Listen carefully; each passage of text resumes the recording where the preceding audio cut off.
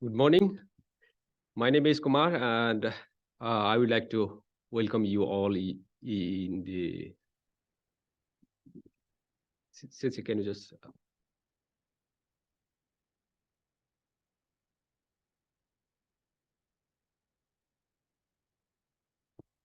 I would like to welcome all you in this session. This session is agritourism in East Asian countries. Uh, Today, I invited Professor Ohe from Tokyo University of Agriculture, also Daisuke Kuni from Ministry of Agriculture, Japan, and we have a presenter from South Korea, Mehdi Rezai. He also works in agritourism, and we have presenter from Mongolia. She will talk about the Mongolian perspective, and we plan to discuss this event because yes, you can see in this screen that rural youth who are working in agricultural sectors, they are poorest group of working youth. That means they don't have much economic opportunities in the rural areas because they just grow agriculture and they cannot sell it in uh, they cannot sell in a good price. So how to increase the income of the rural people is a real challenge. So uh, I think one of the alternatives is agritourism. Uh, that's why we need to discuss about it. Agritourism in Western countries has been implemented for a long time, and it has uh, mainly focused for income generation for the farmers. But in case of developing countries, it is more important for the poverty elevation and uh, rural developments. So we need to discuss how can we develop agritourism in developing countries perspective and some part of delayed regions as well. For example, in case of Japan, agritourism development could have been done earlier stages, but in some cases it has been slightly delayed. So uh, uh, I would like to request Professor Ohe to give how Japan has been how Japan has been doing, or how uh, Japanese agritourism has progressed from the history, because he is the pioneer researcher in agritourism in Japan, of course, and he is one of the renowned scholar in the world as well. So uh, I would like to request Professor Ohe to give his lecture on how Japan progressed agritourism in Japan. Thank you. Now, okay. Good morning, everybody, and thank you for having me here today. My name is Owe, and I'm very much happy to be here at Kyushu University. And okay, just now we can start. Thank you. Yeah. And now let me start. The title is History Present, Agritourism in Japan. And I'm going to give an overview of agritourism history in Japan. Now let me start. And Japan's agri or rural tourism has not experienced faster and steady growth than its counterpart in Italy, because I have been doing the joint research on the Italian agritourism for the past 30 years. But in Italy case, it experienced a very fast and steady development. And now it has been recognized as an advanced model in the world. So this report focusing on the evolution of agri-rural tourism in Japan, not in Italy this time, and I report on the features and issues of agri-rural tourism in Japan to share our experiences toward better development of that activity. And In Japan, traditionally, agrarian communities have been a basic unit of life for locals. For instance, ditch cleaning and maintenance of irrigation and sometimes sharing farm works, and have been done as community work that locals are supposed to take part. In line with this institutional rural tradition, farm and rural policy have been provided as community-based measures, and agritourism program is no exception. So, our community-based support framework is a traditional and regional way of policy implementation by taking advantage of community function in this country. And traditionally, near ski resort in mountainous rural areas, farmers have provided accommodation services to skiers in wintertime as a side job. Otherwise, farmers have to go out to have a seasonal part-time job in the city area in winter snow season. However, these accommodation services are not well defined and low quality services. So it was very common for a group of skiers to sleep in a large room together like a dormitory. And it's just sleeping and eating and sleeping and drinking. And agritourism in Japan has started almost 3 decades ago, and it was called green tourism, not agritourism. And that was our initial name, based on the discussion on the green tourism panel in the early 90s, based on the survey on experiences in European countries such as UK, Germany, and France. And before that, as mentioned there has been only farmhouse accommodations for skiers in the near ski slopes or fishing farms as well for anglers near the sea. And now, and in 1993, finally, green tourism program was started. It was 30 years ago. And national law on green tourism was presented in the Diet by a group of lawmakers for the promotion of that activity in Japan. That law was inaugurated in 1994. So green tourism farm include agricultural and forestry and fishing farms that provide farm experience services and accommodate tourists there.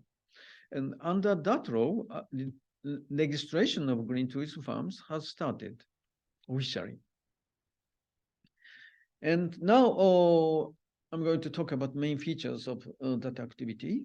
And it was putting much emphasis on the educational aspect, such as farm experiences and particularly rice planting and harvest. And the registration was done together with accommodation and farm experience services. These two things are set.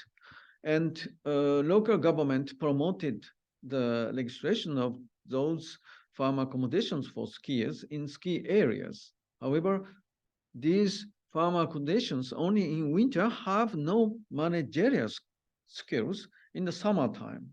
That was a big problem. And because why it is winter skiers accommodation activities were low quality? Because it was a derivative demand or secondary demand of ski resort in ski resort as a sleeping place or just eating place. So they are not well versed in original demand toward green tourism itself in summertime. And it is natural to see the number of registered green tourism farms has become stagnant after reaching its peak at about 700 farms. And this fact tells us that capacity building is very crucial for the development of green tourism. That was experience in the failure. And so the Ministry of Agriculture and Forestry and Fisheries, this ministry administers green tourism activity and took a new measure to boost the number of registered farms in 2000. And that is the regulation on the farm accommodation services. And this measure was to lower the entry barrier for farmers to promote green tourism farms in one region to another. And farmers can operate accommodation services even under 33 square meters. That was minimum standard stipulated by the law. But in green tourism farm, it was exempted from that regulation. And non-profit organizations that are not involved in agriculture and forestry and fisheries now can operate green tourism. However, despite these promoting measures, green tourism has remained a low-profile activity. And that was a quite contrast with agritourism in Italy, which has experienced rapid growth, as I told. The reason for the low profile is mainly low profitability of green tourism activity, which remains far below the income level that enables farmers to feed their families. So operators are limited to elderly people to earn only pocket money, which gives them a chance to meaningful life, of course. That is it's important activity for elderly, but the young generations cannot enter that activity because of the low profitability.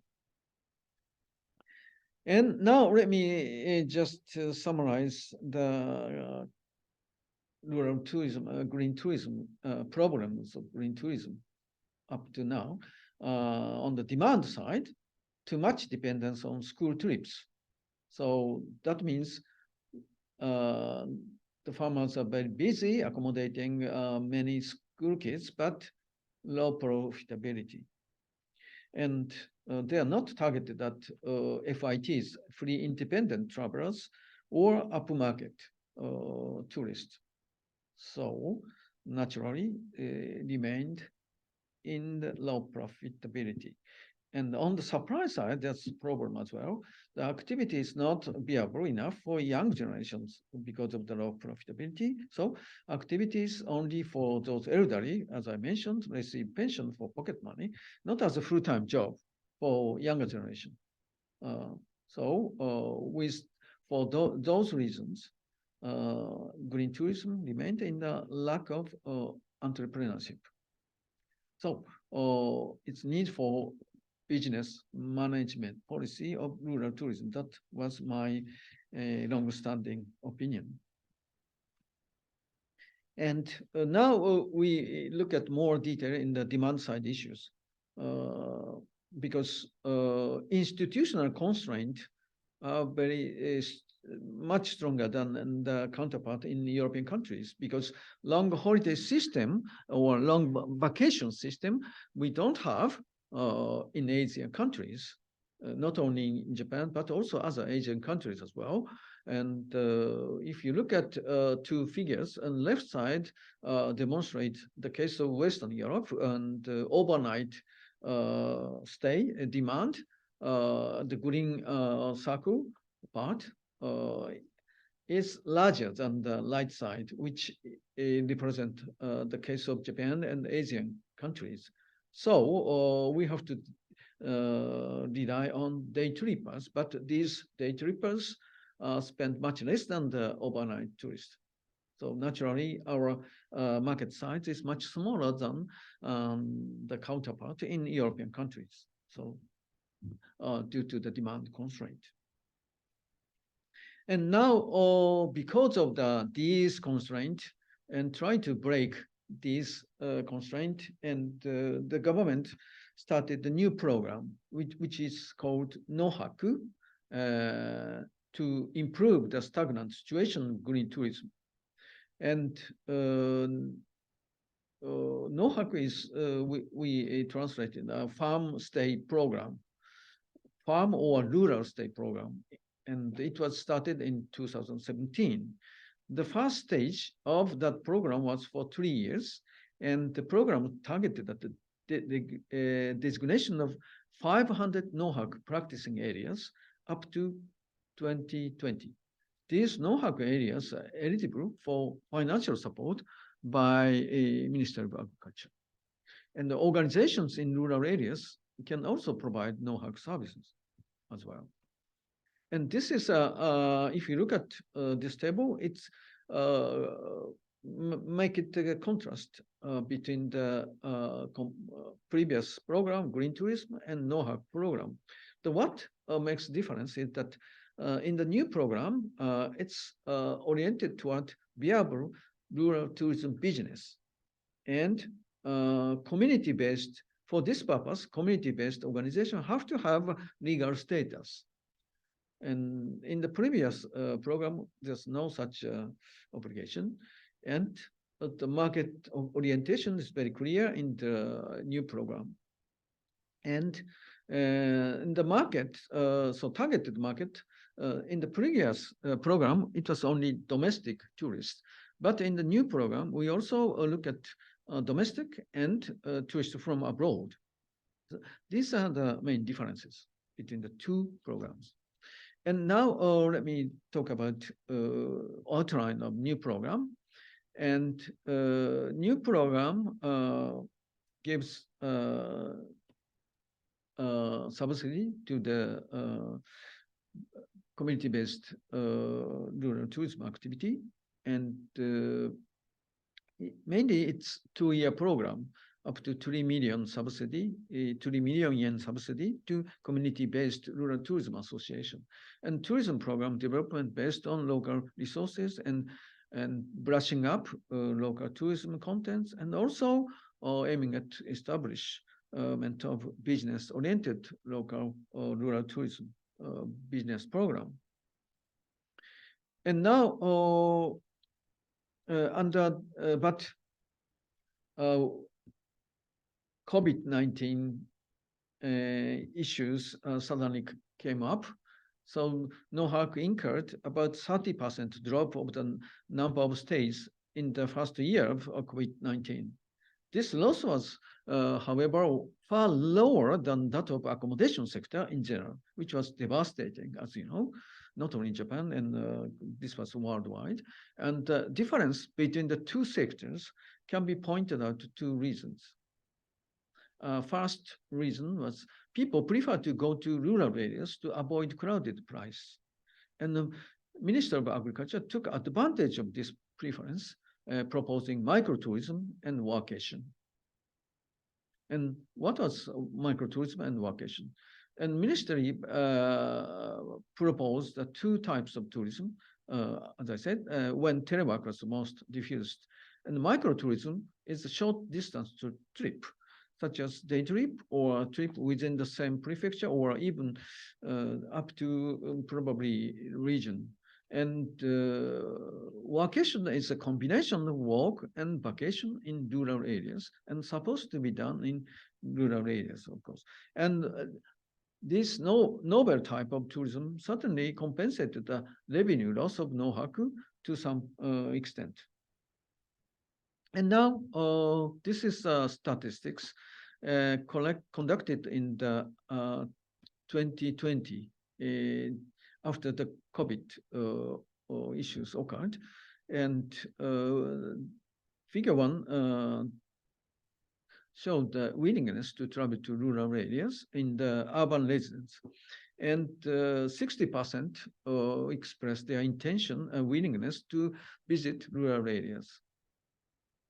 And this figure 2 is very quite interesting result, because in the previous government survey, it was always observed that younger generation didn't show clear preference to rural visit. But in this case, it's quite opposite. Younger generation has have more preference than the higher generations. That is quite contrast with the previous studies. So I was very much amazed with this younger generation's preference for rural areas. And now, so COVID-19 created a new demand for rural tourism that has not been observed before, such as growing interest by the young generation. Microtourism and vocation are such examples. And we have to look at carefully whether that trend will continue in the future. And in March 2023, 620 NOHAC areas have operated, so which exceeded 500 target numbers. But what about the quality? Quality matters, of course. And main concerns in the post-COVID area, quantity-wise, the target of supply side was far cleared. Nevertheless, what matters most is establishment of truly viable rural tourism business in the rural communities. In this respect, after the support period, it is quite precarious. How many of them can be survive as viable business units? That is a question. And discussion on, for this purpose, discussion on post-NOHA program was conducted from the end of 2018 to May 2019, and submitted the interim report by the Ministry of Agriculture, and I was chaired. I chaired this panel, and however, due to the breakout of COVID-19, the surrounding situation has changed. So the discussion of the panel was undertaken place again, and issued the post-COVID-19 action plan of NOHAC this year. The main pillars of action plan are to further raise the viability of NOHAC as a promising rural business. And the main difference, main pillars of this post-NOHAC program is that now set a target of 7 million stays in 2025. It was a first demand side target, and now no supply side target, only demand side. And before the COVID, it was 5.85 million stays, so it will be reachable. And 10% of that target stays will be inbound tourists. And social inbound promotion areas will be designated to strengthen inbound tourism, and building network of NOHAC operators to share their experience and to lead capacity building. That was aim of new NOHAC program. And it also needs to strengthen the capability of NOHAC DMOs, which do not always offer effective marketing skills and support measures to operators in that area, and strengthen overseas promotion of NOHAC through JNTO, Japan National Tourism Organization, and its government-affiliated body for promoting Japanese tourism and abroad. And the community-based rural tourism has entered a new stage because escorting consultancy is purely a private initiative and support NOHAC communities. This is very interesting event and interesting case, and their activities now expanding. Now I'll show you later this case. This is a case study.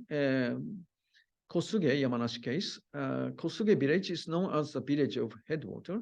And this is because Kosuge is located in the headwater Tama River. It's a water source for Tokyo, and providing high-end rural stay program since 2019, just before the COVID. And it was called distributed accommodation facilities in the village. And they get the hint from Albergo Diffuso in Italy, and local private company Edge operate accommodation facilities. And this company was established by the co-finance by the municipality and two escort consulting companies, Note and Satoyume. And main facilities renovated local old residence owned by prestigious family, traditionally called landlord residence. It's a big house. And other cases also renovated two old warehouses at the river cliff, which are called cliff houses. And upmarket FITs are focused on high quality hospitality, and 30% of the operation rate is all right to make it viable. That was target percentage, and tourists can experience the locals' rural life there. And this is a picture on the left. Kosuge village is located in the bottom of the mountainous Yamanashi, with only 650 residents, decreasing from 2020 2,200 residents, which has been considered to be a nearly marginal village in the future. And renovated main accommodation facility on the right with the most care for the harmony of traditional rural lifestyle and modern elegance. With this picture was taken with local residents, and inside of the house, price of one person a night is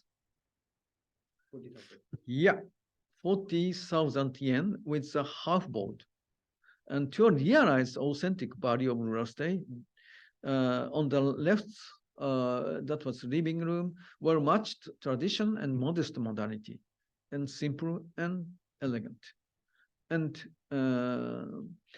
only local products are served as excellent cuisine by professional chef who was fascinated with that village and settled there. And on the right, simple but beautiful breakfast box makes you feel rural heritage.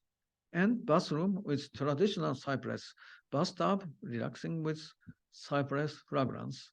And bedroom, of course, no TV. Very simple but elegant bedroom. And this is a cliff house. And inside kitchen and living room, and you can cook by yourself, or you can ask for semi-prepared cuisine, or you can also order a chef to cook there. And you can have a very nice view. And this is on the left. This young couple now working as a manager of the this accommodation facility. And oh yes, and they worked in the prestigious hotel in Tokyo, but were not satisfied with the way of hospitality toward guests. So they are now working as managers and to realize their ideal hospitality there. And on the right, smiling senior local women and senior locals provide local farm products, transportation service, and cleaning, care of garden, and guided tour of the community if you wish, and make tourist comfortable stay there. And now talk about the local company Edge that runs the accommodation business was established in 2019 with the partnership of the local third sector company and two escorting consultancy firms are well versed in community-based rural tourism. And Note, one of them, a private company that specializes in the renovation of local vacant old houses and the utilization as accommodation facilities. And Note also provide Nipponia brand as a network of accommodation businesses with renovated old houses with well experienced know-how on renovation. And Satoyume CEO, Mr. Shimada, takes the CEO post of Edge and operating accommodation facility there. And despite being a consultancy, Satoyume took business risks and embarked on a new rural business with local stakeholders. Because the supporting firm, Satoyume gained the deep trust of the local municipality and residents due to the strenuous and successful support result for newly opened road station before the NOHAC there. And the partnership with these social entrepreneurship firms enable quality service on rural state. So including well-balanced innovation, interior design, and quality culinary service, experience of rural life and farm experiences, and comfortable trad modern accommodation facilities with authentic rural atmosphere. In the 2023 fiscal year, Edge becomes in black after the initial hard time due to COVID-19. And now the guest composition, 70 and 80% domestic tourists, 23, and the rest are tourists from abroad, mainly from Asian countries. And repeat visitors also coming back as well. And also 60,000 yen per night is expensive. That price was set from the simulation that running accommodation business could attain the break-even figure with the rate of 30% operation. And now where to go in the future, Kosuge. And Kosuge's case opened a new page in the community-based rural tourism history in Japan. Now the number of those who want to settle there from urban areas increasing due to the successful NOHAK in Kosuge. To cope with the growing number of want-to-be settlers, vacant old houses are planned to be renovated little by little, since there are 100 vacant houses there. The further renovation of old houses for accommodation facilities also planned. Now let me conclude. Rural tourism in Japan has been implemented as a community-based framework in line with agriculture policy. Despite 3-decade history of agritourism farm, tourism in rural areas has remained a low-key activity due to low profitability. To improve that situation, new program termed NOHAK of Farmstay program were launched in 2017. This new program aimed at establishment of viability of that activity. And COVID-19 negatively impacted agritourism business in milder than in tourism in general. Partnership with private consulting companies, which are not simply consulting, but also doing escorting consultancy services to realize the viability of tourism activity in rural areas. That is a newly emerging support service for rural areas to help locals realize rural entrepreneurship. In this context, we conclude that Japan's rural tourism has finally entered a new stage. And this is the last seat. And thus, nurturing rural entrepreneurship will be an important topic in the post-COVID-19 time. In this context, role of the intermediate organization that has rural business know-how will increase its importance in the future.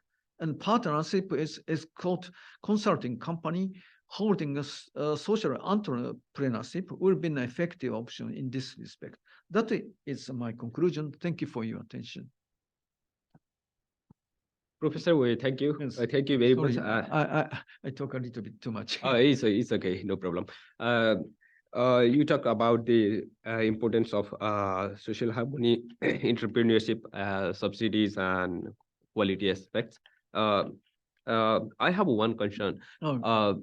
Since government gives subsidies to the local people, they want to establish just to use that money. What is the sustainability of that fund? If government stops giving subsidy, that may not work for a long period of time. What do you think about it? Oh, that is a good question, and it's always a headache for government sides who provide services to local communities, because it's a balance to make them viable activity, but also they want to support something toward that direction. And in know-how case, in the new program also only 2-year program, so 2-year subsidy program, and then the locals have to be viable, but actually this is very difficult task for locals.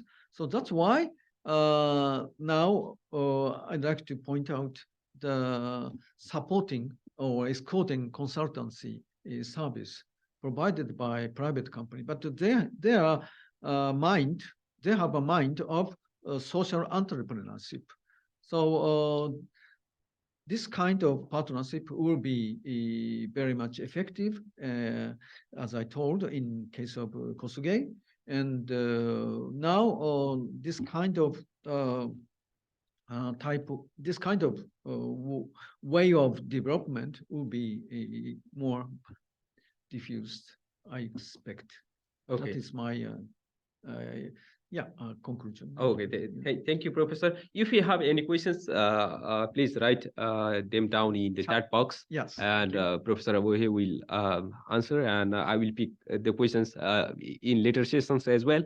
So please keep writing. Now, I would like to give time to another presenter from Japan, Daisuke Kuni.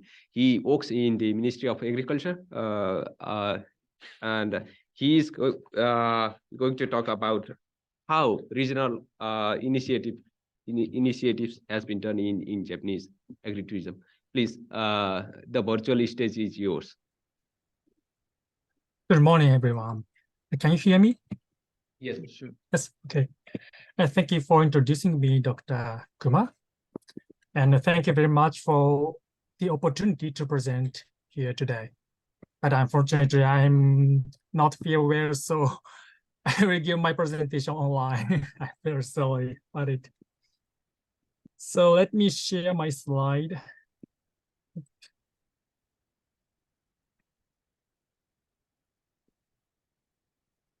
Okay, so today I would like to give my presentation titled Regional Initiative for Agritourism Development.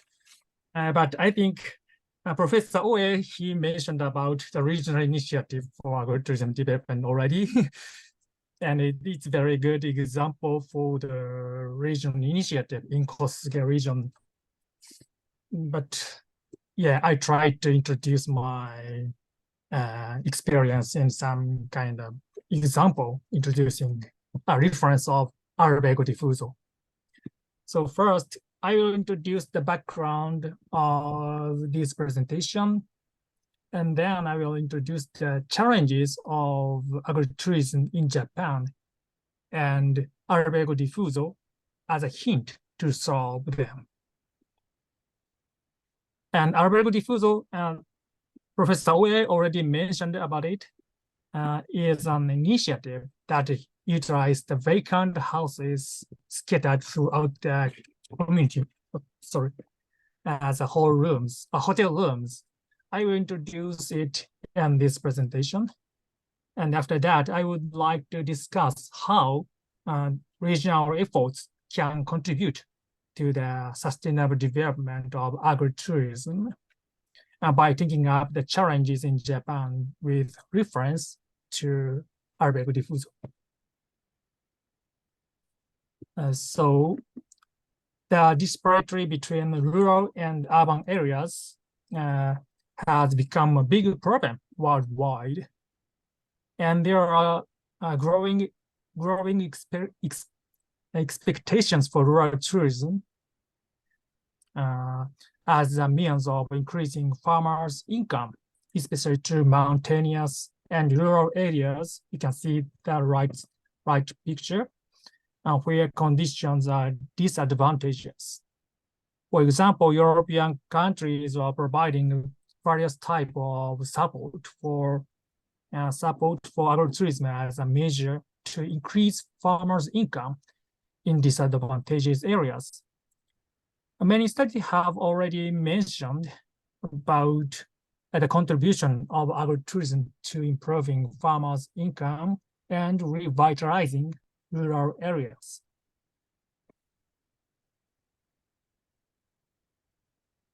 The general image of agritourism is the provision of accommodation and activities by farmers and the sales of agricultural products. But in fact, there is no uniform definitions of agritourism. Agritourism is defined by law only a few countries introduced, including Italy.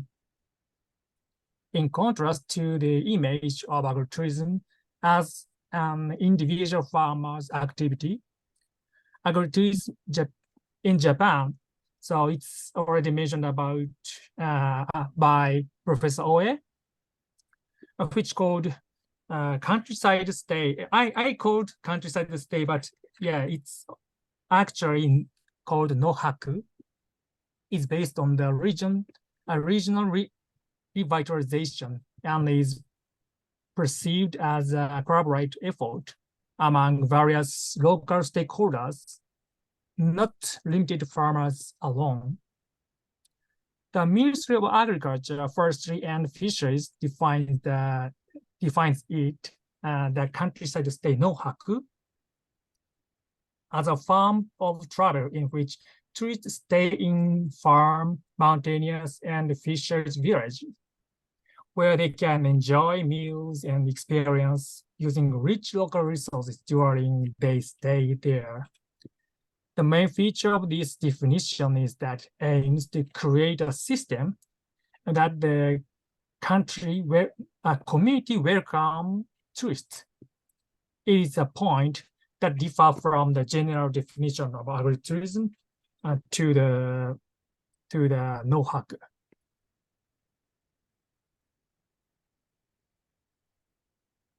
So the countryside stays called nohaku in Japan are a regional effort. It was generally affected by the COVID pandemic. So nohaku has traditionally accepted students. Yeah, it's already mentioned by Professor Oe. Accepted students on study tours. And many of the farmers who hosted guests were elderly. Such elderly farmers have not accepted overnight guests during the COVID pandemic for the past 3 years. There are many elder farmers have given up according to overnight guests recently. Comparing agritourism in Japan and Italy, it has been pointed out that agritourism in Japan is not economically. It is reported that in Italian agritourism, about 70% of agritourists decreased their income about 30% or more compared to the previous years, while the remaining 30% increase their income by selling agricultural products and some processed food during the COVID pandemic.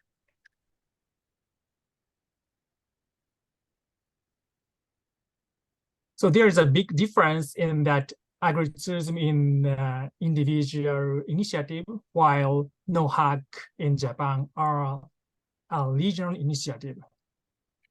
So by the way, Albergo Diffuso, I mentioned it in the introduction, is an initiative to revitalize the community by using vacant houses in the town as a hotel room, and is particularly active in Italy. As shown in the left figure, it is a typical hotel. The guests are accommodated in a single room. It's colored white. Is the hotel shows white shows the hotel. That's why the town and the tourist is divided, separated. As shown on the right side, it shows the Albergo Diffuso. Albergo Diffuso accommodates guests in a room located in the town. It's called white color, shows the hotel room, which means that guests flow into the town.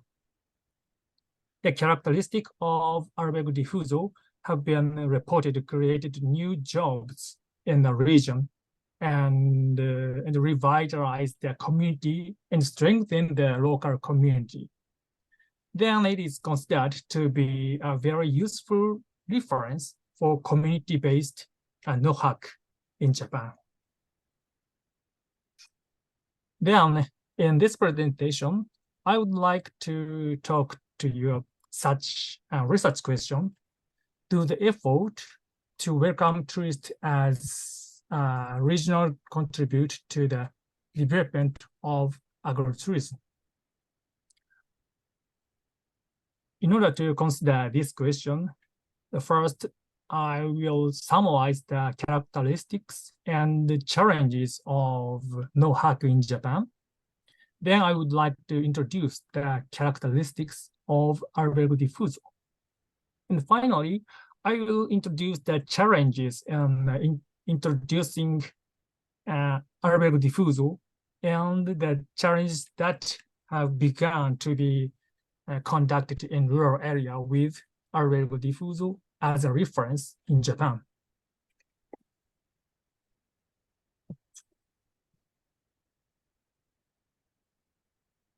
So the concept of NOHAC in Japan is for tourists to stay overnight in the rural villages and enjoy meal and experience using local resources during their stay. The concept of NOHAC is not for individual farmers to host tourists, but for various local stakeholders, for example, accommodation and meal and other municipalities.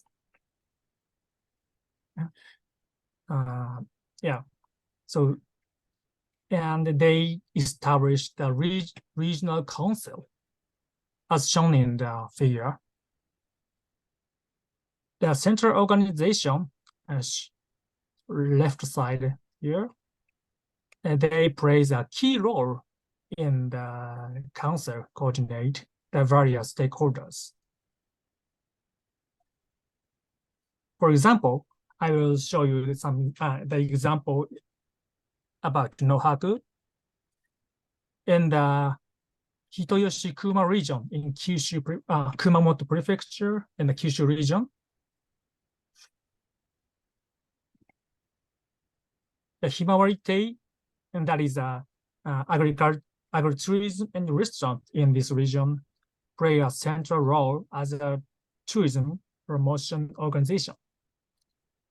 Organize the other, they organize other agritourism and administrative agencies in this region. In this region, the scope of activity expansive about 10 municipalities, so the range is very wide areas. The various projects are carried out on council basis, and training is provided through this council.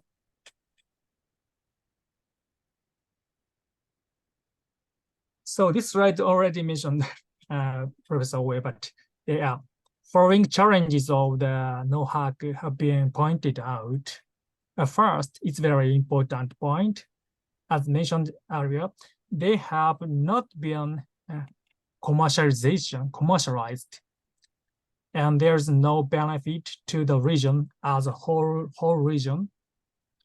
And COVID-19 pandemic has caused elderly hosts to give up their agritourism.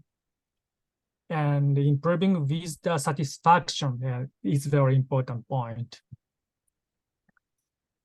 So this is especially true because many agritourism in Japan have mainly accepted school training programs, or Mr. Wei said that ski resort have been engaged in agritourism as a way, and they have been engaged in agritourism as a way of life after retirement in the past.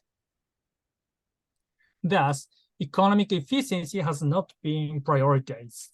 Therefore, the problem is that a few younger farmers are willing to adopt agritourism as a business practices.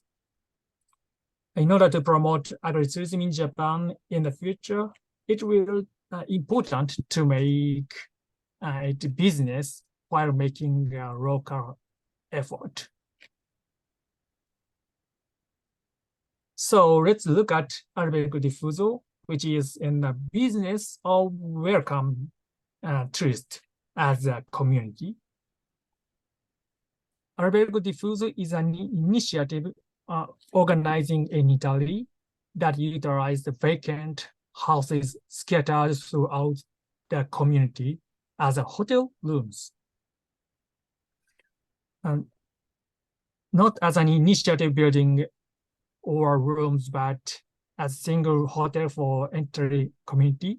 The characteristic feature of albergo diffuso is that tourists stay in the area as if they were living there by organically linking reception area, guest room, restaurant, etc., which are dispersed throughout the area.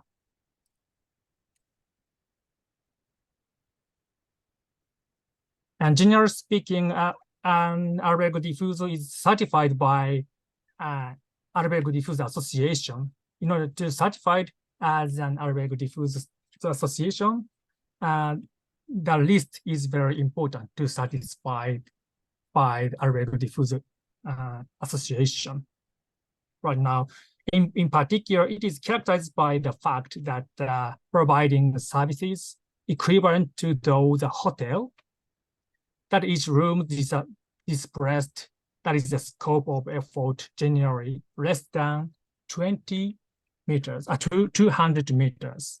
And that is diffused the originally building rather than constructing new one, because of authentic environment is very important. As of 2020, Albergo Diffuso Association website lists 67 albergo diffuso in Italy.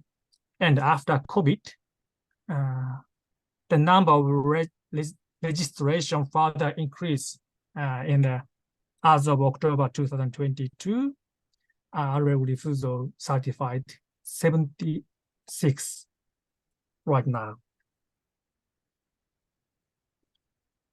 It's already. So I would like to show you some example of albergo diffuso. Sorry, I have some more time. When I have to finish my presentation. Is per plan you have to finish in 55, but maybe you can take 3-4 minutes more. Okay, sorry. So I will show you the example about albergo diffuso. Albergo diffuso are located in a village with a central. I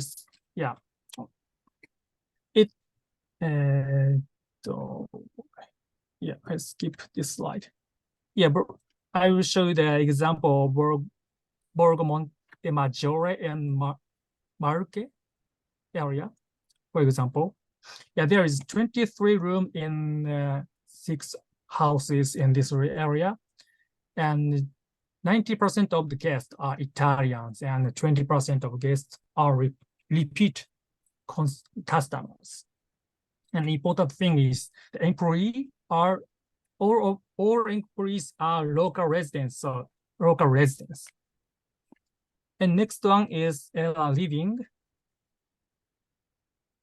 This is an example of town active effort to attract albergo diffuso in order to revitalize tourists.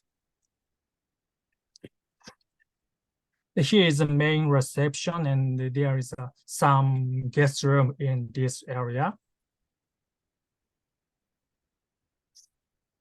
And this area, 18 rooms in 4 different buildings in this area, and 5 employees hire this albergo diffuso, and they also living near this town. And now in 2023, a new bar opened in the village. So even during the COVID-19 pandemic, they are expanding their business.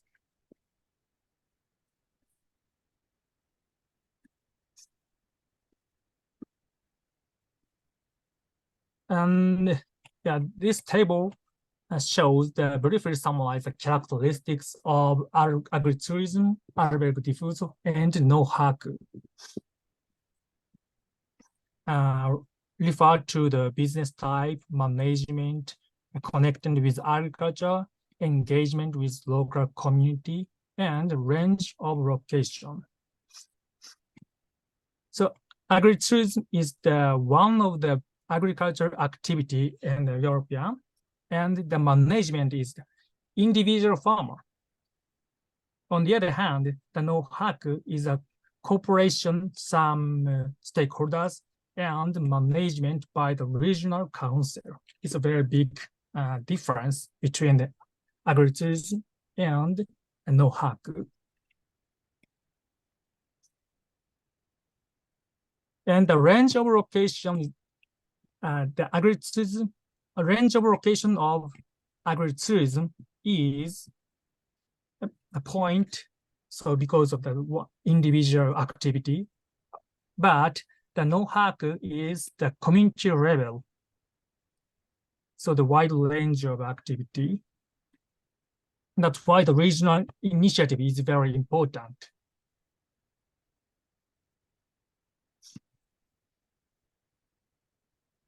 So I would like to introduce the the style of welcoming tourists as a community like albergo diffuso has been attracting increasing attention in Japan in recent years. However, you can see the rural area. This picture shows the rural traditional rural area in Japan. In the rural area, houses are dispersed throughout the region like that. So it is considered that albergo diffuso is useful for solving problems of no-haku, such as commercialization and benefit to community.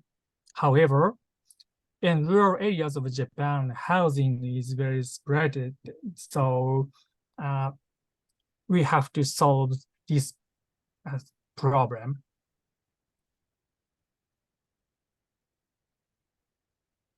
So I will give you some challenges in Japan. In Takachiho Town, Miyazaki Prefecture, and Kyushu region, agritourism and local restaurants, cafe, and guest house share information guests accepted by the agritourism. In this way, tourists stay overnight for several days, and they can use restaurant, cafe in addition to meals at agritourism. Or they can reduce, the host can reduce the burden on the agritourism by staying 1 or 2 nights at the agritourism and staying a guest house for the rest of their the guest stay.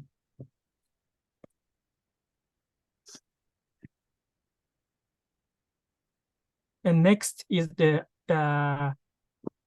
another example in Hitoyoshi area in Kumamoto Prefecture. This project promotes the cooperation among some agritourism in this region. So because they can accept many guests in multiple agritourism, because there is over 10 agritourism in there, so they can share their guests in this region, and they can risk diversification when the host is unable to accept a guest due to sudden ill or health, something like me today. So they can risk hedge in this region because the network is very important. So let me conclude my presentation. So now I will set the research question: does the system to accept tourists in a region contribute to the development of agritourism? In Japan, many focus on the agritourism by individual farm. In Japan, main focus was not on agritourism by individual farmers, but rather the tourism on a regional basis. So albergo diffuso is one of the good example, I think. But in rural areas, housing is displaced and agritourism hosts are aging. Elderly people manage their agritourism. So it is difficult to carry out initiative by individual agritourism or refer to albergo diffuso directly. So the networking is very important in Japan. They can promote effort throughout the region, and they can and enable the sustainable development of agritourism in the region. I think this is the good example, not only in Japan, but also the Asian region, because the Asian region, I think Asian region is the same land use landscape as Japan. So the house is very scattering, and they try to activate the whole region. That's why the networking with albergo diffuso as a reference is very important activity. Yeah. Thank you very much for your kind attention. And I'm sorry, except expand. It's okay. Thank you very much for giving your time due to uneasy health condition of that you are facing. There is one question about the main policy for foreign tourists in international market in Japan. Can you just answer in maybe within 1 minute? What are the main policies for foreign tourists or international market in Japan? Maybe Reza can explain.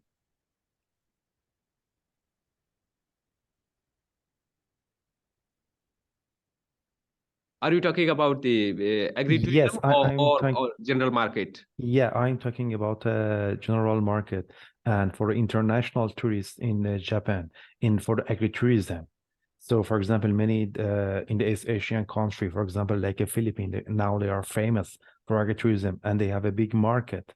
So I want to know that what is the main policy for the Japan to attract foreigner to stay and visit when they are going to Japan to visit agritourism and rural area. Do you have answer of this one? You are muted. Sorry, the network a little bit, but so please. Maybe Ovesan said, do you have any idea? Well, thank you. That is a very important point, and government try to boost the incoming tourists from abroad, but actually there's many things to prepare for that. And most of this is mindset for locals. The people needs to open your mind. Welcome. So, but sometimes, no, not sometimes, quite often, we can observe that the local people are very much closed, inward looking. And so, open your mind.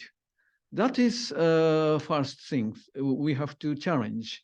And so changing, opening the mindset to open to the people from outside. That is, it takes some time. Yes. I think that's that is from the supplier perspective, but I think his questions is there any policy that attracts international visitors or inbound to the agritourism? Yeah. So now Agritourism NOHAC program try to introduce tourists from abroad, but there's I'm talking about software aspect like a mindset. And another is also promotion for the tourists from abroad, how to promote, attract tourists from abroad. But now we have increasing number of repeat visitors from tourists from abroad. So after visiting urban areas, then next time people like to more likely to visit rural areas. So the people are now repeated tourists from abroad are now start to looking at rural areas. So that could be a chance for us. But promotion is well not organized. Okay, That Professor, is a thank big you. issue. We are So running out sorry, of time. I talked so too much. it's Sorry. okay. It's okay. Now, I would like to give you time to present Korean policies. What do they have? Can you go? Can you just present the trends and policies in South Korea, Mr. Dr. Rezai? So now is my turn. I thought Yeah, that yeah. I now. I Okay. overruled because I want to discuss about the Okay. general idea. Then we will go to Mongolia. Okay. Just a minute. I will share my screen. Thank you.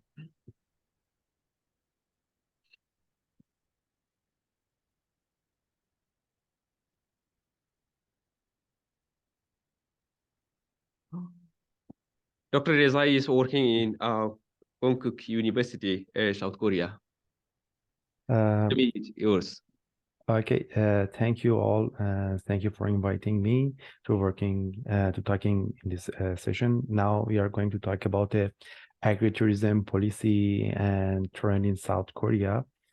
So in regards to my questions, we will talk later, and in the last of my slides, I will talk about this issue, also the foreign policy for the foreigner. And just I want to know that about Japan, because it's almost same. And after my presentation, you can see how they are same and main policy.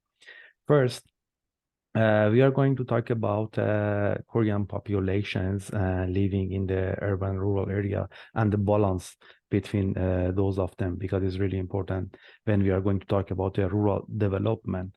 Almost 80% of the population in Korea lives in the urban area, and around the 9.5 million living in the rural area. And the average age of the Korean farm manager increased from the 2005 from 61 years old to more than 65 years old. And nowadays, 47% of the rural population is more than 65. And that one is the problem, the biggest problem for the rural area. And after that, we are going to about the farmlands make 70% in South Korea, and the total agriculture area is around the 1,565 million hectares.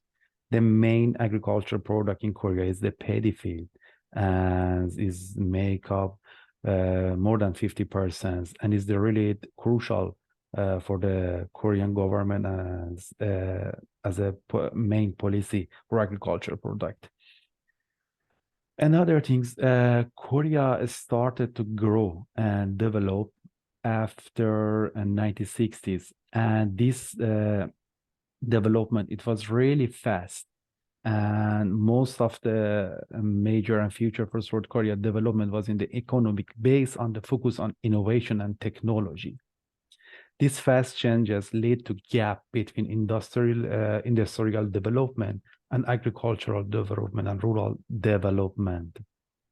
So because of these funds, this fast transformation, rural and urban areas suffered from the socioeconomic problem, such as lower income, depopulation, aging, environmental degradation.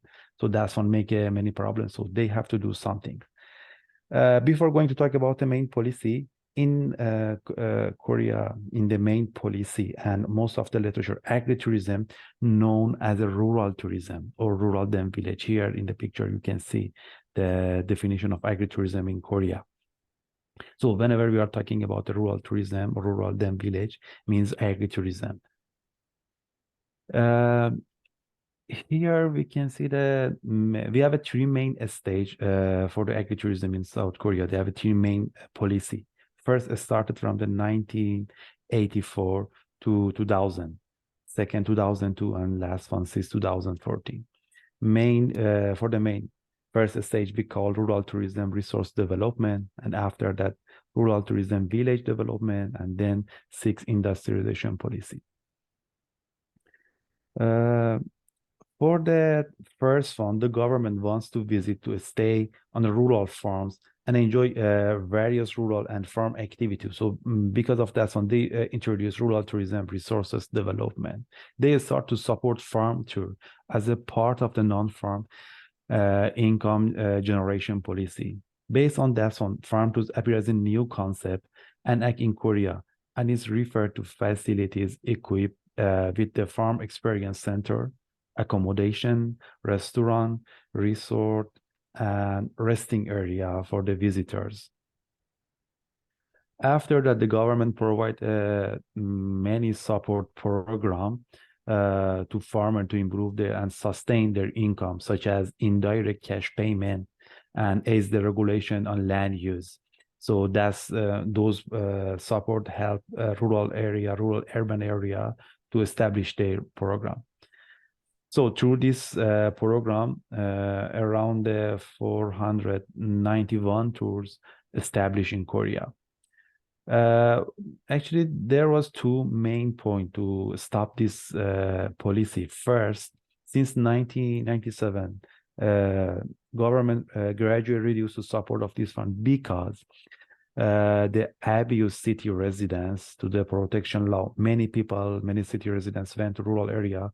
They bought the land and they used that protect law, such as indirect cash payment. They used the loan, but they didn't establish anything.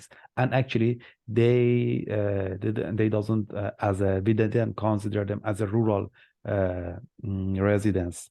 So they stopped that one. Another one, Asian financial crisis, and that fund occurred in the end of the 1990s, and majority of the tour funds went out of the business because of the economic problem, same as other sectors.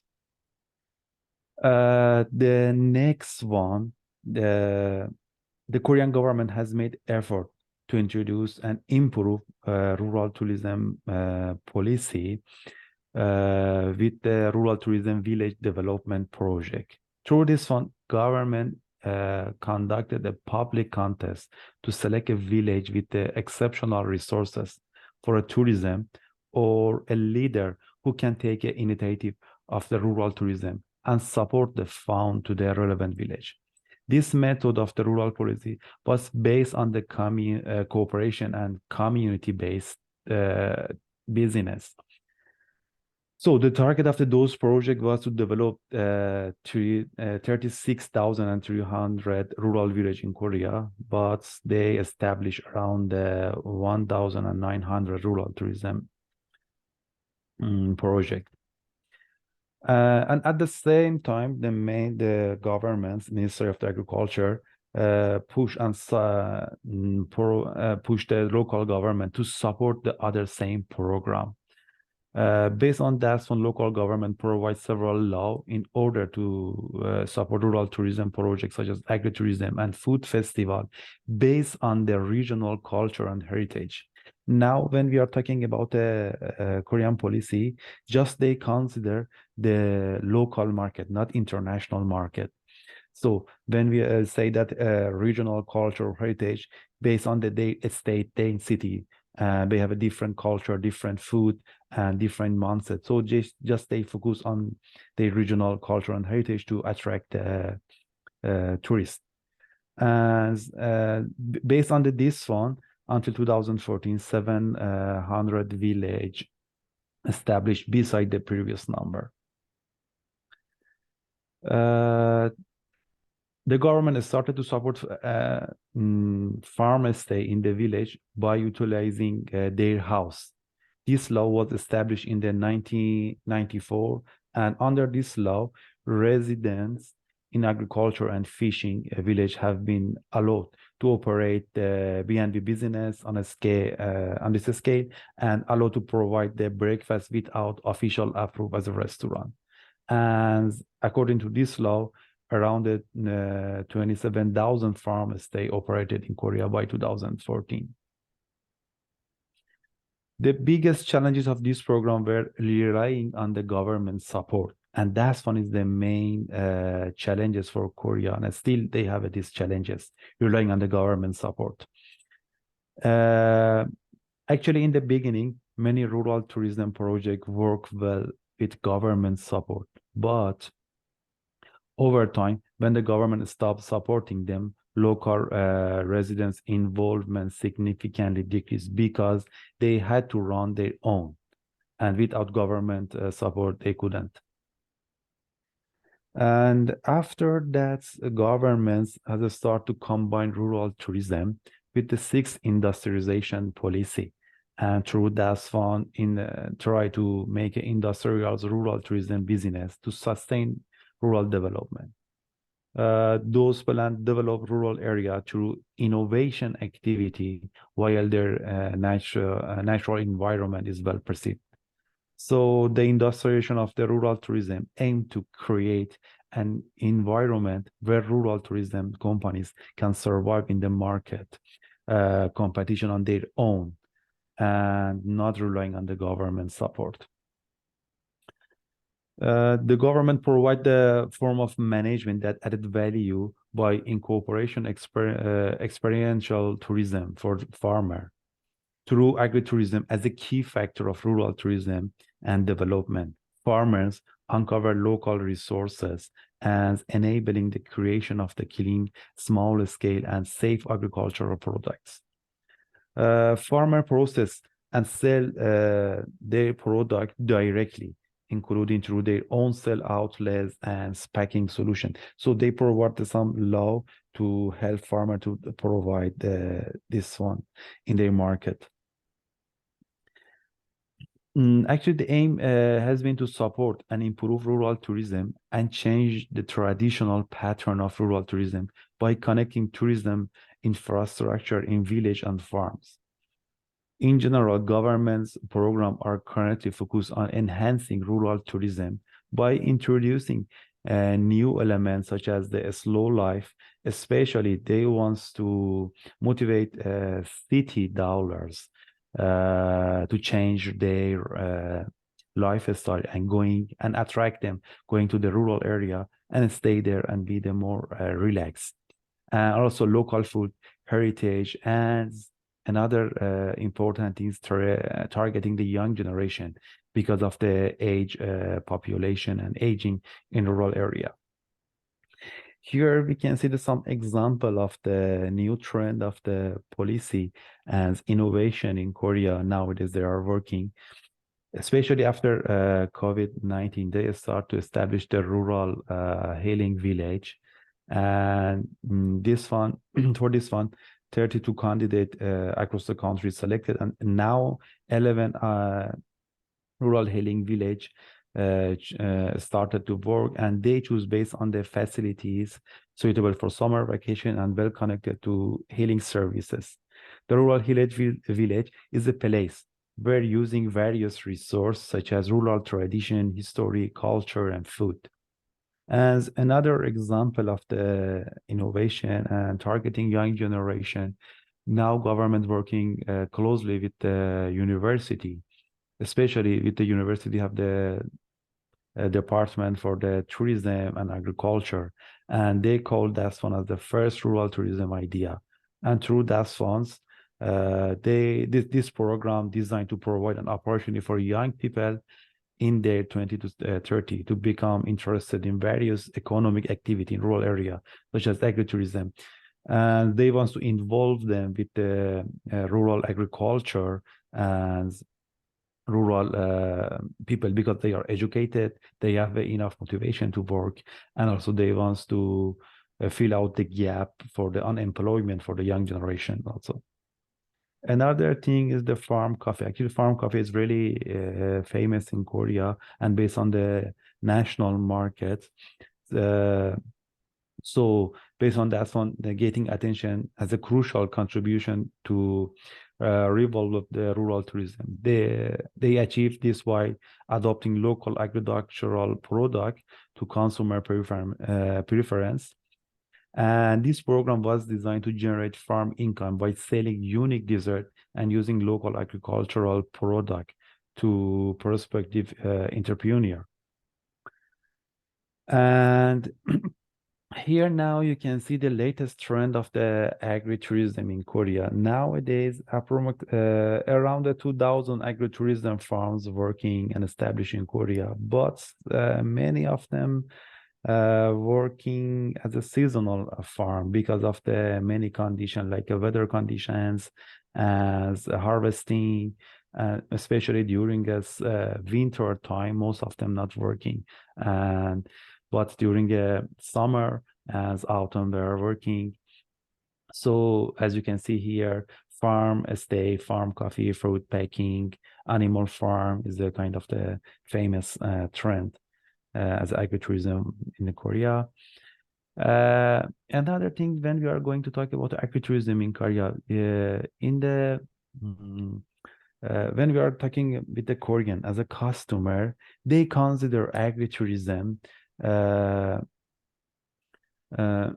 as a large-scale business with a well-equipped infrastructure that showcase farmer activities such as the farm animal and harvesting fruit.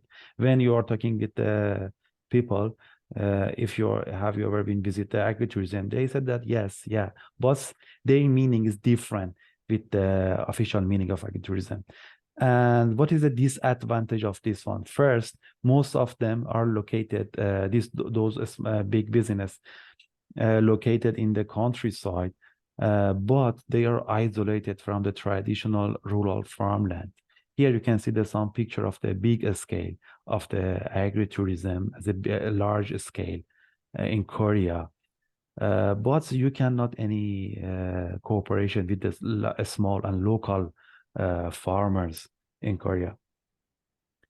And the other challenges of the rural tourism in South Korea is first and mainly is about the government support, aging, cultural and language barrier. Language barrier is especially important for the international market. When we want to attract the tourists going and visit the rural area, this one is really big issue. And a smaller scale farm infrastructure and marketing. For promoting agritourism in South Korea, require a comprehensive strategy that highlight the unique aspect of the country's rural area and agricultural heritage. So the key factor of this fund, first, still is the government policy, because agriculture and rural area depends on the governments. And other things is the media. Nowadays, K-pop is a kind of the famous trend around the world. So Korean governments, they can use this fund to introduce their market, agritourism, to the government, to the other people. For example, I mentioned that now Philippines is among the world top agritourism destination. And based on the data, most the top tourism market for agritourism in Philippines is they went from the South Korea. So that means South Korean peoples like visiting agritourism, but why they are going there and they are not visiting as much here. But and how they use Philippines, they introduced their market. So Korea, they have this opportunity as a K-pop or media, and now we are living in the influencer time. So also we can use this one as a marketing. We can use this policy to introduce agritourism and help market and other things. As Professor O said, that's mindset for the local, global mindset for locals. Yeah, they have to train. Actually, for the aging and old generation is really difficult.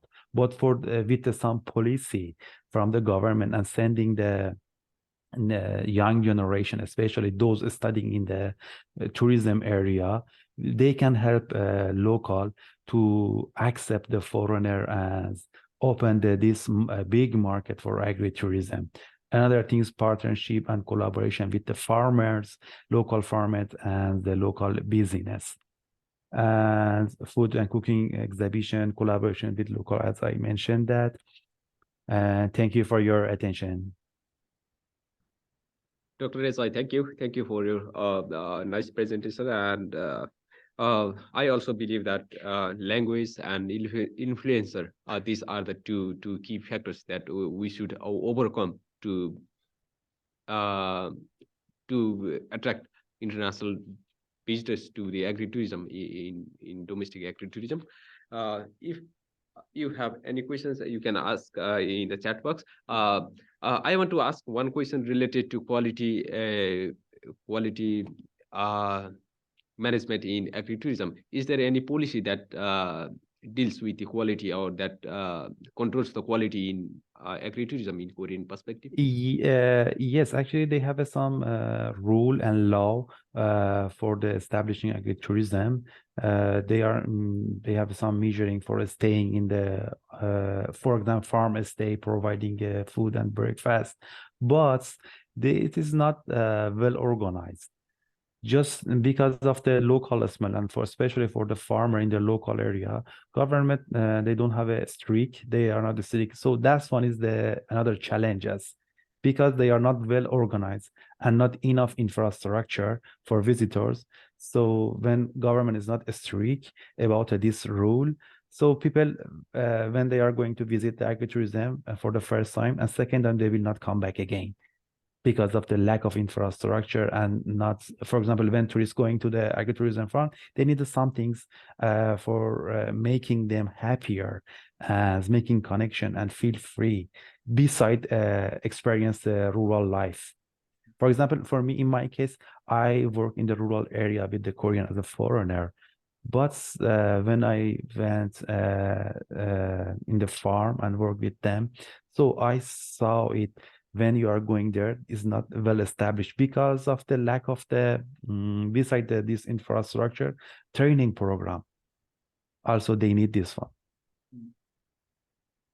Okay, thank you. I also frequently discuss about the quality of agritourism that we need to improve by giving trainings and awareness campaigns to the farmers as well. Just one quick follow-up questions, although we are running out of time. In case of developing countries, when we give subsidies to the people, many occasionally, or maybe most of the time, that money goes as a corruption or in a bad way. Does it happen in Korean context as well? Actually, for this one, we need the official information, and I don't have enough information about that one. But yes, happened, because as I mentioned in my presentation, they abuse many things, and they are doing some rule. For example, all of this is for the rural tourism development, and this money is for that one. But many people, they are not as a real local farmer or local residents. They came here and they are using something like a chatting system to just give that advantage, but they are not providing anything for the local area. Just they abuse this one. of course, they have a season, but officially I cannot say because I don't have this data. Okay, I understand your condition. Thank you for your time. And now I would like to move to Mongolia, and I want to hear about the possibilities of agritourism development in nomadic herds. Dr. Miss Jivama, can you give presentation about it? She is working in a central bank, so maybe she can have a strict idea how to control money. So this is just a joke. Maybe we will hear interesting presentation about potential of agritourism in Mongolia. The time is yours. Okay, thank you. Good morning, everybody. My name is Kewama. I'm from Mongolia, and I'm so glad to participate in this webinar. Thank you, Kumar Bhatta, to giving me this opportunity, and also thank you for other participants. Your presentations gave me valuable information, and it was so interesting. Okay, today I would like to talk about the possibilities to develop the agritourism in Mongolia based on everyday life of nomad people, nomadic herders. Okay, first of all, I want to introduce myself briefly. My name is Kewama. I am from Mongolia, and you can see the brief biography. And I'm an economist, and now I work in a commercial bank. It's one of the biggest bank in Mongolia, Hambank. And now my position is merchant specialist, and agritourism is my favorite field and my hobby traveling. So I'm so interested in agritourism. And also I live in a like a town, not a village, but I live in a Bagnor. It's one of the district of capital city. It's located 134 kilometers far from the Ulaanbaatar. And the population is about 30,000. And you know, the Mongolia is landlocked country between Russia and China. And also I would like to introduce the Mongolia a little bit. And territory 1.5 million kilometers square, and density is only 2 people per kilometer square. The most sparsely populated country in the world, and maybe second. And I mentioned about the border in Russia and China, and population is 3.4 million, and 59% of the population is under the age 30. Capital city Ulaanbaatar, and almost half of population lives in Ulaanbaatar. And ethnic group Mongol, Kazakh, Russian, Chinese, and last few years also a lot of Korean people live in Mongolia. And language Mongolian Cyrillic alphabet, and religion Buddhist 53%, and non-religious 39%, and others shamanism. Politics, democracy, parliamentary republic, and the most famous Mongolian person is Genghis Khan.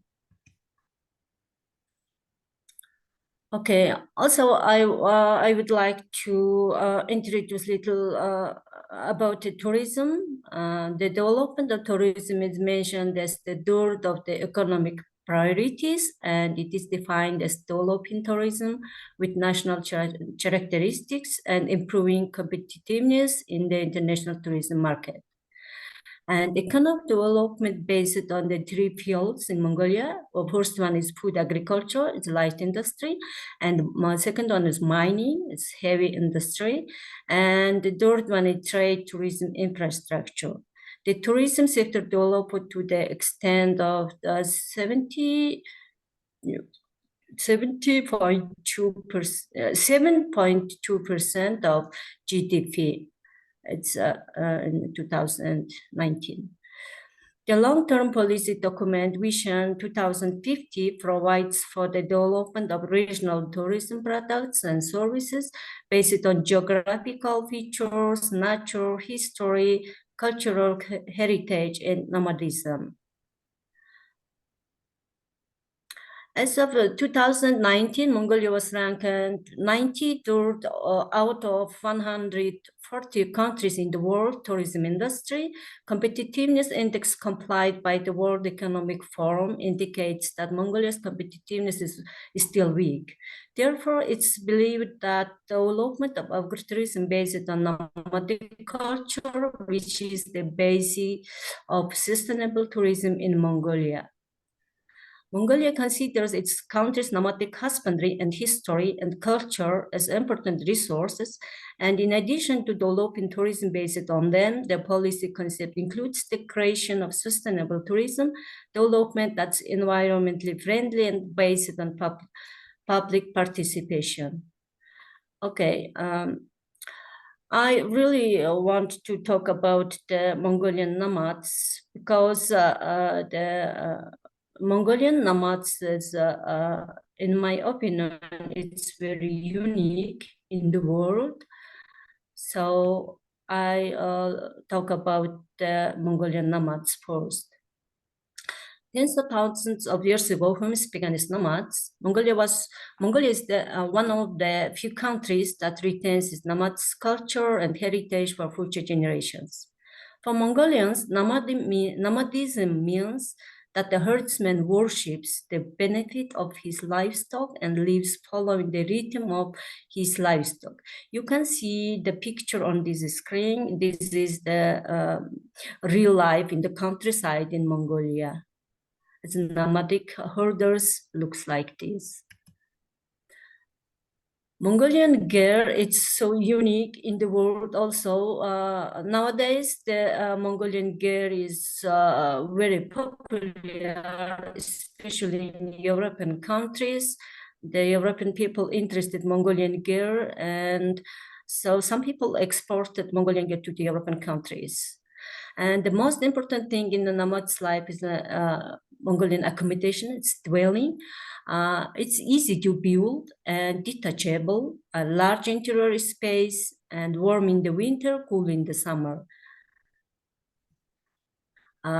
You can see the interior, this picture, the gear, the weight is only 250 and between 250 and 270 kilograms. So it can be loaded with a few camels or yaks, and 2 or 3 people can build in a few hours.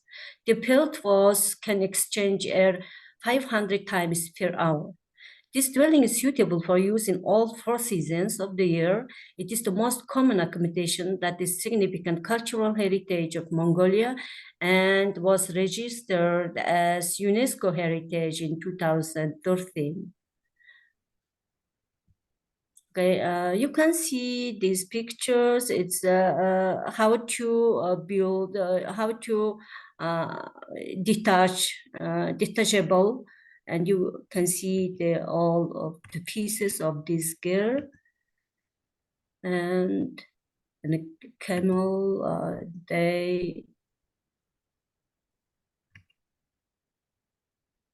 okay, I think it's very easy to understand. Look at this picture.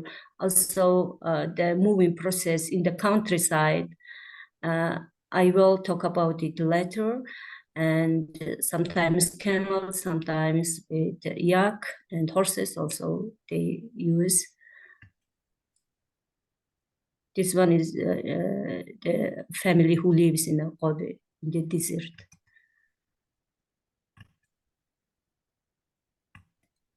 Okay. Second, very interesting and very unique heritage and tradition is the animals. And Mongolia has 5 types animals, and animal husbandry is the source of livelihood for nomads and the basis of their existence. 5 types of livestock, it includes horse, camel, cow, sheep, and goat. And reindeers, which is the basic of Mongolian traditional nomadic economy also. But reindeers are not very popular, as reindeers only one place north of the Mongolia. There are very few families there now. Nomads are more individualistic and self-sufficient because they solve problems independently. Everyone realized that the most suitable surviving place is rural living after the pandemic around the world. And also, especially in Mongolia, the best accommodation is gear after the pandemic situation. Many people realized about it.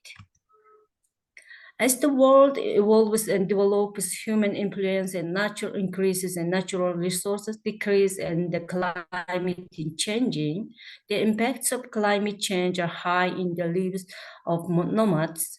Therefore, environmental concerns have become a priority and zero waste lifestyle has become a new trend around the world, also in Mongolia.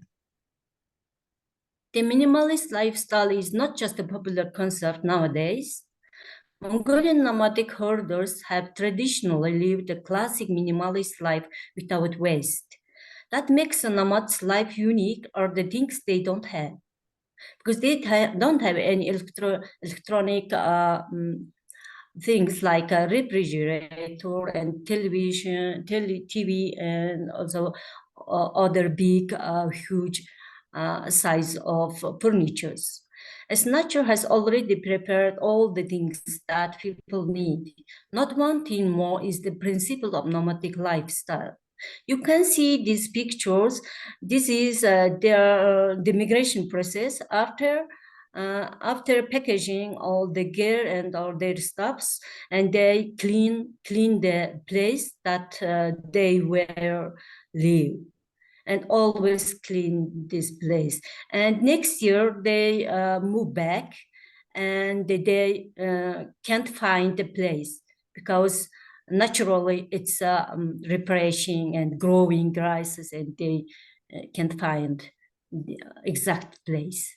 It's very eco-friendly, and they also want to protect the nature. It's very traditional in Mongolian nomadic people. Also, I mentioned about the reindeers and nomadic reindeers. It's very few families live in a coastal climate, and in the future, agritourism based on nomadic livelihood will determine the direction of tourism development in Mongolia. Also, especially foreign tourists interest about the reindeer, and they want to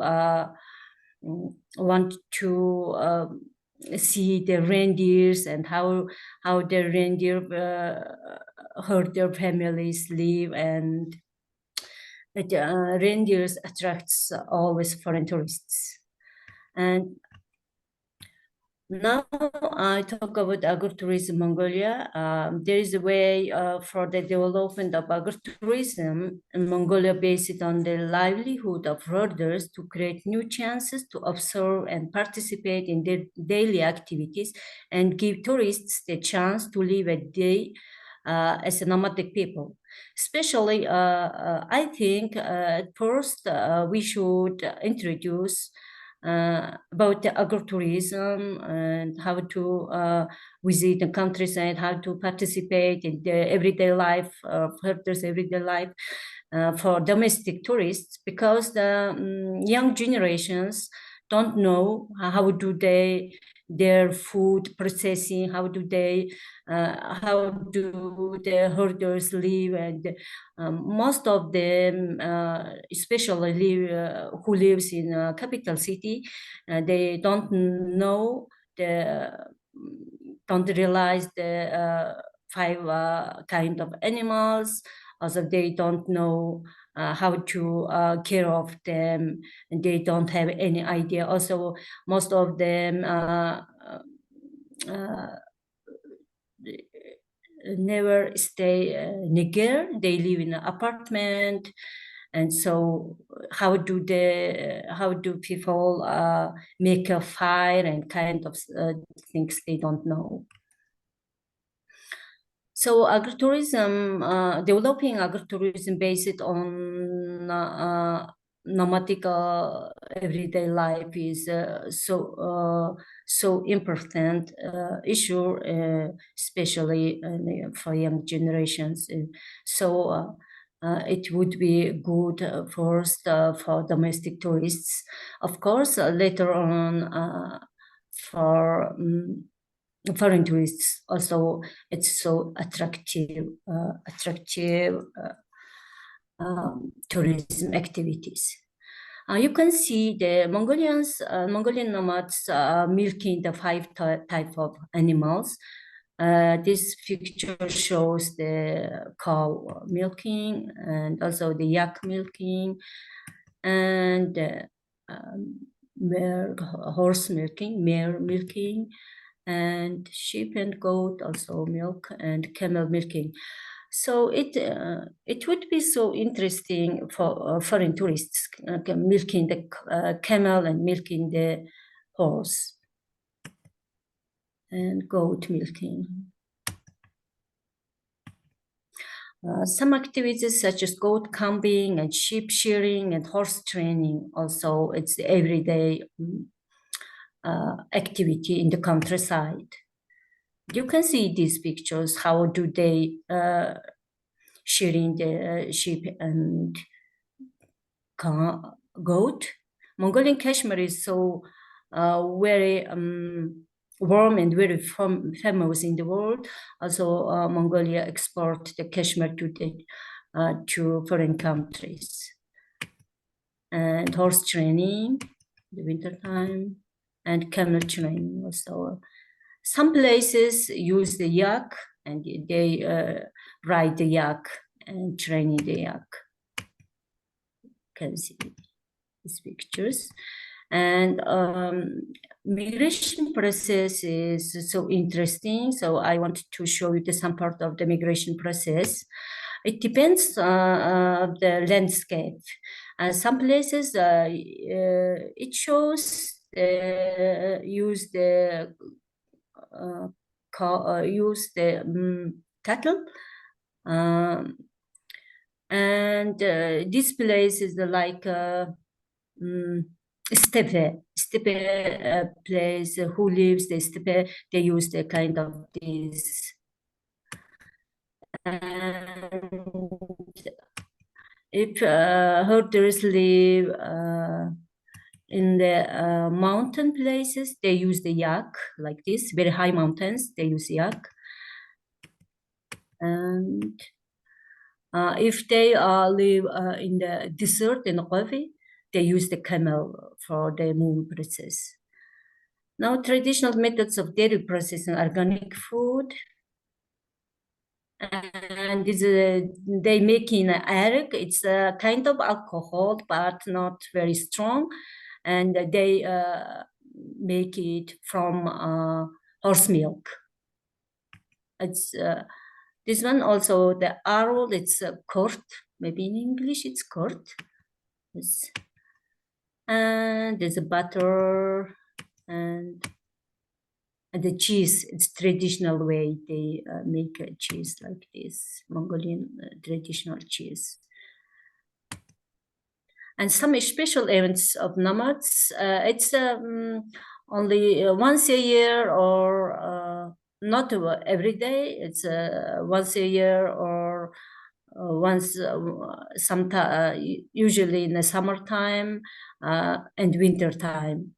because some places organize the camel racing, some places horse racing. Horse racing is so popular, and some places organize the yak racing.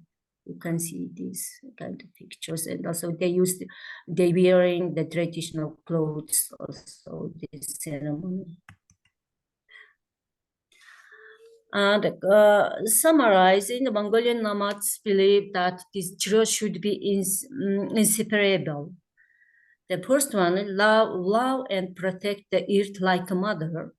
And second, care their livestock like own children. And respect other people like parents. These nomads believe this trio should be inseparable.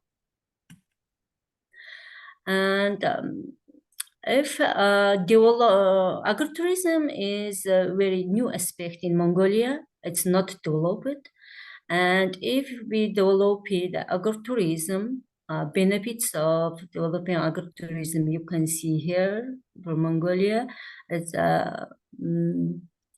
sustainability for agricultural business and preserving cultural heritage, support green development, awareness of the local people, and empowerment of rural areas, infrastructure development, improving local productivity, and creating new jobs and additional income. Especially in a community-based agritourism is very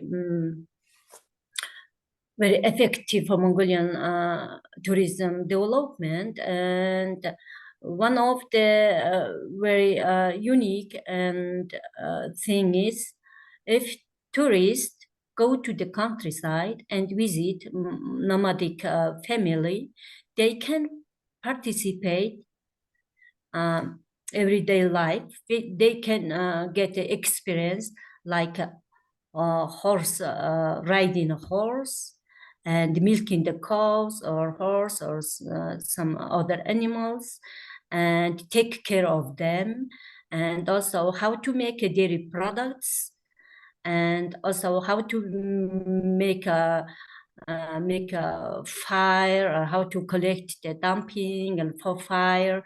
And one day, 1 or 3 days, they can learn a lot of things at the same time, because they Mongolian nomads very busy every day. And also the aging and lack of the human force, the workforce in the countryside. It's like of other countries. It's a problem in the countryside, also in Mongolia. Okay, my conclusion, there is a way for the development of agritourism in Mongolia based on the livelihood of herders to create chances to observe and participate in their daily activities and give tourists experience to live a day as a herder, since tourism is one of the main economic sectors. However, the concept of agritourism is a completely new concept for local communities in Mongolia. In my experience, herders and local authority informed their high interest in developing agritourism in the community and their willingness to learn more about the concept. Domestic travelers' behavior and their interest can meet at the same point, especially after COVID-19 situation. The concept of agritourism is not familiar to the people in Mongolia. However, after the pandemic period, the majority of domestic tourists are willing to receive an offer of an exciting trip where they stay with their herder family for a few days to gain some experience from the culture, customs, and traditions of the nomads. Through helping with their daily work, it suggests that there is a strong possibility to develop agritourism in Mongolia, which is connected with lifestyle of nomadic herders. Okay, thank you so much. Thank you, Gibama. Thank you for interesting presentation. lot. Personally, I enjoyed a lot because I used to sleep with the goats when I was child. So I personally enjoyed a lot with your presentation and with your pictures. I have very short questions related to the migration process. It is the community migration or just single migration? Migration is allowed because in some part of Nepal, we also do have some the order migration. But at that time, all the groups should migrate together. Otherwise, the grass will finish earlier. Do you have this system in? Yeah, it depends on the landscape. And also, some families, some families just stay one family, or some places about the two and more families. And if there is one family, they do it themselves, just themselves. And otherwise, if there are two or more families, they move it together. But the common migration is individual, just a family by one family and one by one. But nowadays, they use most of them use trucks, and it's easy to move. And many places still make a migration process like this, especially the distance from the central area, distance from the provinces and the villages, real countryside. They use these animals, still use. Okay, thank you. Based on my understanding based on my understanding from your presentation, I thought that different agritourism activities in nomadic herders are possible, like cheese making, which is quite interesting, traditional type. Horse riding, of course, is most attracting activities in agritourism. Migration process is itself could be the most important attraction for international tourists as well. But we need to think about how to attract those international tourists up to that rural destinations. This can be this can be done through the support of government, like subsidies. Again, we need to think how to properly apply subsidies in agritourism. From the today's four presenters, I think the key words for the agritourism development and for the sustainable business management, I think we should think about the community, ethnicity, rural environment, and quality management. It can be obtained through the good entrepreneurship and policy implications. I think that's all from my side. I want to give maybe 30 seconds for each, 30 seconds to 1 minute for each presenters, because we are running out of time to give their last comments. Maybe I start from Professor Ohe, who is nearby me. Okay. I think, especially Mongolian case, it's quite interesting. It's very informative for me. And my question is, secondary transportation. When you arrive airport in the city, but how to get to in no matter place? That is always everywhere in Japan also, because when you go to the main station by train, but after that, how to get the agritourism site is getting an issue for local people or local community, because people get aged. And Yes. so secondary transportation, we say. So how do you cope with this situation in Mongolia and or in Korea? That's my question. It's I agree. no time for discussion. I'm sorry. Oh, maybe Oh, yeah. Oh, okay. think about the transportation to reach to the destination. Yeah. That's his point. I think let's take it as a comment rather than a question. Maybe I should give some time to Daisuke. Do you have anything to wrap up? Yeah, thank you very much for all the presented. Yeah, it's a very interesting presentation for all of us, and I think the accessibility is, yeah. Professor Oye mentioned about accessibility. Yeah, for the rural area, accessibility is very important to manage the agritourism. So yeah, so future plan we have to discuss how to access the second transportation and how to manage the all of the area. Yeah, that is a big point for the future plan, I think. Yeah, thank you very much. Yeah, thank you all for your presentation. And just I want to add one point. I think if we can add the health issue for the rural area and and urban citizens, for example, nowadays, especially in some countries such as Japan, South Korea, China, they have a big population in the cities. So many of the people in the city area, they suffered from the well-being problem and mindset problem because of the harshing lifestyle. So if we can convince the people to visit the rural area, especially farm, we can solve two problems: health issue and sustainability in rural area. Just I want to add this point. Thank you all. Thank you very much, Dr. Rezai, and thank you for all the speakers and all the participants. At least I saw Pandurang Tawari from India, Josel from Philippines, and Professor from Vietnam. I just shared one link here. I'm also working as a regional coordinator of Global Agritourism Network. If you want to hear about agritourism in future, we organize different events. You can register here, or you can just send me an email. I will put you in the subscription list of this Global Agritourism Network. Further, we are organizing second international conference on agritourism in May in Bolzano. You can participate in that event as well. By this words, I want to thank you all the participants, and I would like to close the sessions.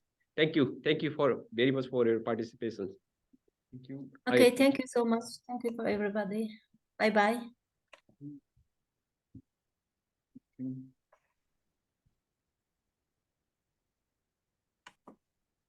Let's finish. Thank you. I'm not sure I registered.